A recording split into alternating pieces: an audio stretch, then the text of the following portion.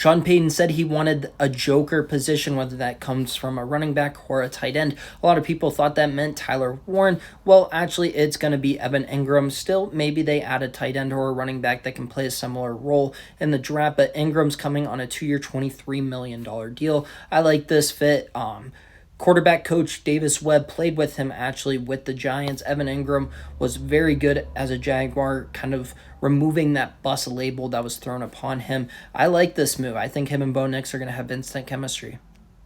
Mariota back to the Commanders. Listen, the Raiders were a possibility here, reuniting him finally. We finally might get to see Chip Kelly and Marcus Mariota in the NFL. That didn't happen. They went with Geno Smith.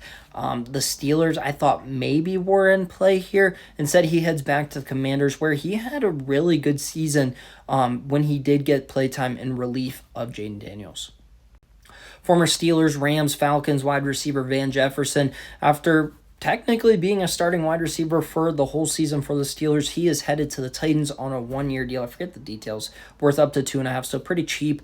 Listen, Van Jefferson at this point, you want him as your wide receiver 4, but he does have deep threat value and he can still run. Damar Hamlin back to Buffalo on a 1-year deal. Derek Forrest also signed with the Bills. Those two are going to compete for reps. Derek Forrest, I think, has a little bit more high-end potential, but Damar Hamlin, I think, might be a little bit better right now. Neither one of those guys should be a full-time starter, though. Both good role players. Forrest can transition into that full-time starter, maybe.